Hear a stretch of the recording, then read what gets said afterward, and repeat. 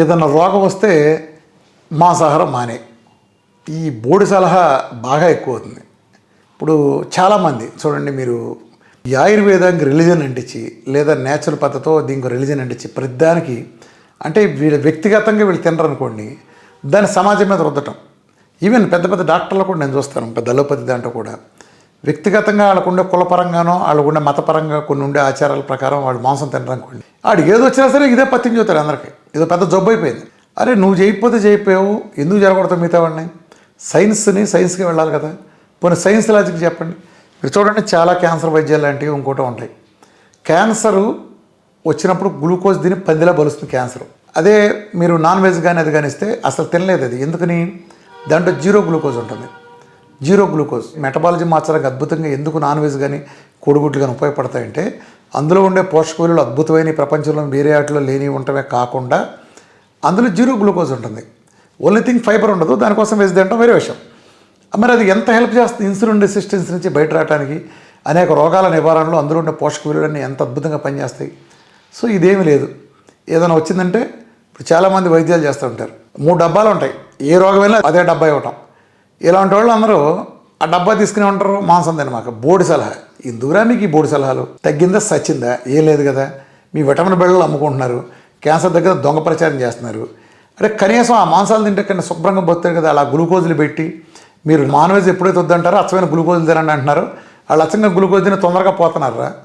2 ఏళ్ళలో 4 ఏళ్ళలో పోవాల్సినాడు 2 నెలలకో 3 నెలలకో పోతున్నాడు వెనకమాలెళ్ళి. ఇదే అందరు డాక్టర్లు చెప్తున్నారు నేను అన్న, కానీ కొంతమంది డాక్టర్లు అయితే మంచి అని చెప్తారు. ఒక పెద్ద రోగం రాగానే ఫ్యాషన్. ఒక అతను ఆవు ఉచ్చతో వైద్యం చేస్తాడు. ఆవు ఉచ్చ, ఆవు పేడ, ఇంకేదైతే ప్రొడక్ట్స్ ఇవ్వు, నీ మందులే ఇవ్వు, తప్పులేదు. మాంసాహారం తినకూడదు. కేరళ వైద్యం చేస్తున్నాం, మాంసాహారం తినకూడదు. ఏంటో మాంసాహారం తినకూడదు, ఇది బాగుపడిపోయినట్టు. ఈ బోడి సలహాలు గళ్ళు కూర్చునేంత జబ్బు రాగానే మాంసాహారం తినకూడదు. ఎందుకు తినకూడదు? బ్యాడ్ చెప్పండి. ఏ ఆహారమైనా ఒకటే, అందులో ఉండే పోషక విలువలు. ప్రపంచంలో మీరు మాంసాహారం తిన్నా, శాకాహారం తిన్నా, పళ్ళు తిన్నా, పాలు తాగినా ఆ గ్లూకోజు, ఆ ప్రోటీను, ఆ ఫ్యాట్ లేదా కీటోన్స్, ఆ విటమిన్స్, మినరల్స్ ఏవి ఉంటాయి. ఈ కేటగిరీని 5 బ్రాడ్ కేటగిరీగా విడిపోతాయి. ఇంకా సబ్ కేటగిరీస్ బోల్డ్ ఉంటాయి. ఇదే విడిపోతాయి. నువ్వు మాంసం తిన్న అలాగే విడిపోతుంది. అల్టిమేట్గా మన ఇక్కడి నుంచి నవిలి ఒక ఆహారం లోపలికి వెళ్ళిన తర్వాత లాలాజలం యాసిడ్ కలిసి, గాల్బ్లాడర్ నుంచి కాన్సన్ట్రేటెడ్ బైల్ జ్యూస్ కలిసి, స్టమక్ యాసిడ్స్, ప్యాంక్రియాటిక్ జ్యూసులు, ఇలా ఇతరత్ర అన్ని యాసిడ్స్ అని కలిపి దాన్ని ముక్కలు చెత్తరేగేటట్టు కొట్టిన తర్వాత ఆ విడిపోయి చివరికి ఈ 5 రకాల బ్రాడ్ స్థూలమైన రకాలుగానే విడిపోతుంది. ఏ తిన్నా అంతే, అశుద్ధం తిన్నా అంతే. శరీరానికి ఏం తెలియదు, ప్రాసెస్ చేసి 5గా చేస్తుంది. చివర ట్రావెల్ చేసేది ఇడ్లీలు, లడ్డూలు, జిలేబీలు అవి కాదు. మన ఆర్గాన్స్ చేరుకునేది సెల్ తీసుకునేది గ్లూకోజా లేదా ప్రోటీనా, ఫ్యాటా, ఇవే తీసుకునేది.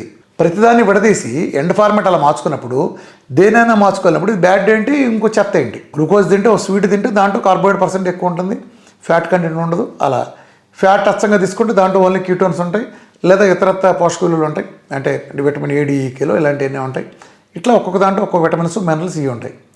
ఇదేమి చెత్త సిద్ధాంతం? వద్దని. పోనీ అరగదంటే మెత్తగా నవిలు తినమని చెప్పండి, లేదా తక్కువ తీసుకోమని చెప్పండి. నిజమే, కొన్నిట్లో హెవీగా ఉండే ఆహారం తీసుకోకూడదు. కోడిగుడ్డ హెవీగా ఉండే ఆహారం ఏం కాదు. అంటే హెవీ అనేది కడుపు నింపినప్పటికీ అరగలేని డైజెస్ట్ అవ్వనంత సీనియం దానికి లేదు. బాగా నవిలు తినమని చెప్పండి, బాగా మెత్తగా చేసుకుని తినమని చెప్పండి. నేను డైట్ గురించి చెప్పట్లా, ఇన్ జనరల్ కూడా అలాంటివి కాదు. మీరు ఆహార అలవాట్లు ఏమి చాలా వాటిలో మార్చుకోవాల్సిన అవసరం లేదు. నేను ఇది తినండి దీనికోసం ఇదని కూడా చెప్పను. నా వరకు నేనైతే నువ్వు ఏది తింటావు అది తిను. నువ్వు వెజిటేరియన్ తిను, నువ్వు తినమాక నాన్ వెజ్. కొన్ని సందర్భాల్లో క్యాన్సర్ లాంటి వాటిలో మీకు ఎనర్జీ పూర్తిగా చాలినప్పుడు, రక్తం పూర్తిగా హీనత వచ్చినప్పుడు బతకడం కోసం తింటే తిని తప్ప నేను ఏమి తినమని నేనేం ఫోర్స్ చేయను. అట్లా నాన్ వెజ్ తినండి. మీరెందుకు సలహాలు ఇచ్చి పాడు చేస్తారు? సో నాన్ వెజ్ కూడా శుభ్రంగా, ఏ ఆహారం ఏదైనా ఒకటే సులభంగా జీర్ణమయ్యేదైతే ఈ ఎనర్జీ బదులు ఆ రోగం మీద ఫైట్ చేయడానికి ఎక్కువ ఇమ్యూనిటీ వనరులు కానీ మన శరీరం వాడుతుంది అనేది ఒక ఉద్దేశంతో చెప్తారు. దానికోసం బాగా నవిలు తినంటారంటే సరిపోద్ది, ఇది మెత్తగా వండుకుంటే సరిపోద్ది.